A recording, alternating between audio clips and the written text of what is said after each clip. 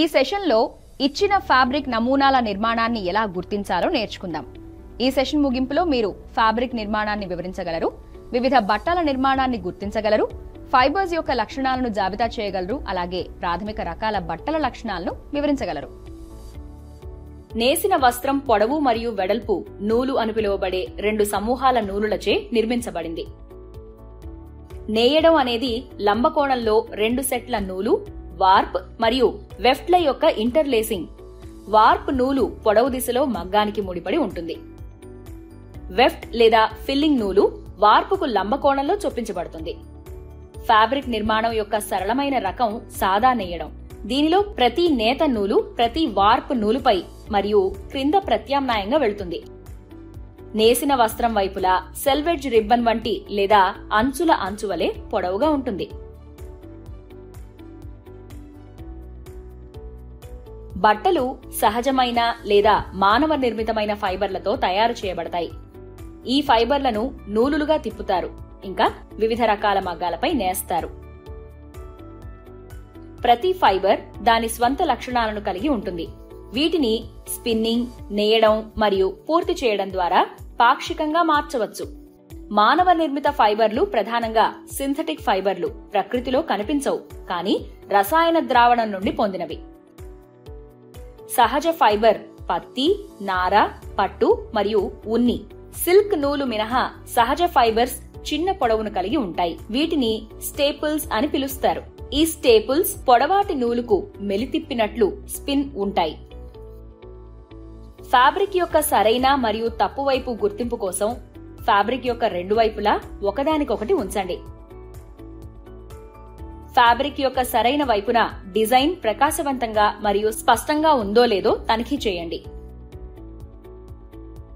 సెల్వెడ్జ్ ముదురు మరియు పైల్స్ కనిపిస్తాయి.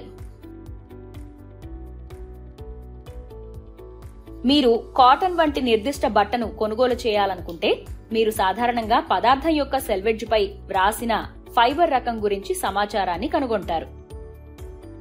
బట్టల యొక్క ప్రాథమిక రకాలు నేసిన బట్టలు, అల్లిన బట్టలు and non woven fabrics. Warp మరియు వెఫ్ట్ అనే 2 సెట్ల నూలుతో మగ్గాలలో నేయడం ద్వారా నేసిన బట్టలను తయారు చేస్తారు. నూలు యొక్క రెక్టాంగ్యులర్ ఇంటర్లేసింగ్ ను నేయడం అంటారు. వార్ప్ నూలులను మగ్గానికి కట్టి క్రాస్ వైస్ లేదా వెఫ్ట్ నూలుతో నింపుతారు. నేసిన బట్టలు ధాన్యాన్ని కలిగి ఉంటాయి. నూలు దిశ. అల్లిన బట్టలు అల్లిక యంత్రాలలో అల్లడం ప్రక్రియ ద్వారా తయారు చేయబడతాయి. సూదులతో 1 లేదా అంతకంటే ఎక్కువ లూప్ల శ్రేణిని ఇంటర్లాక్ చేయడం ద్వారా ఫ్యాబ్రిక్ ను నిర్మించే ప్రక్రియను అల్లడం అంటారు. అల్లడం చేతితో లేదా అల్లిక యంత్రాల ద్వారా చేయవచ్చు. నాన్ వోవెన్ బట్టలకు ధాన్యం ఉండదు. వాటిని కలిసి ఫైబర్స్ నొక్కడం ద్వారా తయారు చేస్తారు. ఉదాహరణలు ప్లాస్టిక్ ఫిల్మ్ ఇంకా విలీన్ ఇంటర్ఫేసింగ్.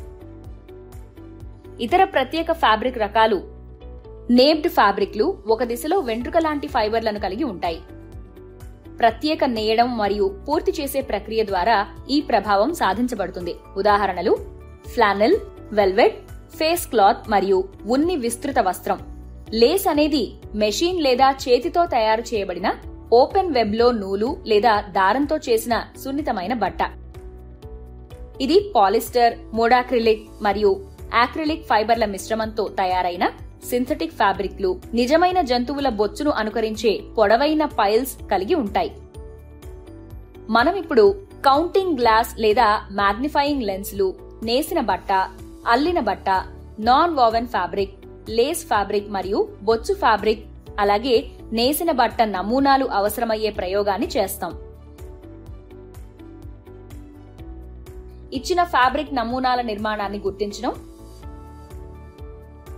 పని. ఫ్యాబ్రిక్ నమూనాలకు 1, 2, 3 నుండి 15 వంటి గుర్తింపు కోడ్ నంబర్లను ఇవ్వండి. నమూనా నంబర్ 1 తీసుకుని టేబుల్ పై ఫ్యాబ్రిక్ నమూనాను ఉంచండి. మాగ్నిఫైయింగ్ లెన్స్ సహాయంతో ఫ్యాబ్రిక్ నిర్మాణాన్ని విశ్లేషించండి. ఫ్యాబ్రిక్ నిర్మాణాన్ని ఇక్కడ చూపిన బొమ్మతో సరిపోల్చండి, ఇంకా ఇచ్చిన ఫిగర్ యొక్క ఏ ఫ్యాబ్రిక్ నమూనాతో సరిపోతుందో గుర్తించండి. కింది పట్టికలో నమూనా నంబర్ 1 యొక్క సంబంధిత వరుసలో ఫ్యాబ్రిక్ పేరును వ్రాయండి. మిగిలిన నమూనాల కోసం పై విధానాన్ని పునరావృతం చేయండి, ఇంకా పట్టికను పూరించండి.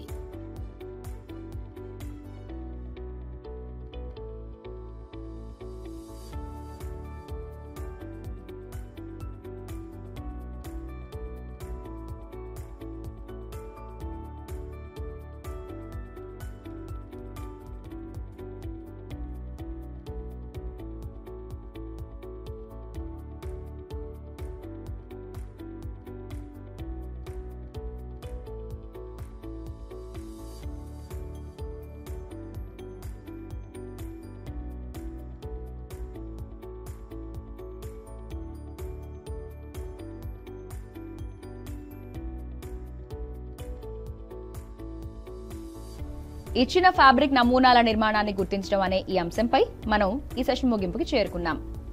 ఇప్పటి వరకు మీరు ఫ్యాబ్రిక్ నిర్మాణాన్ని వివరించగలరు, వివిధ బట్టల నిర్మాణాన్ని గుర్తించగలరు, ఫైబర్స్ యొక్క లక్షణాలను జాబితా చేయగలరు, ఇంకా ప్రాథమిక రకాల ఫ్యాబ్రిక్స్ యొక్క లక్షణాలను వివరించగలరు.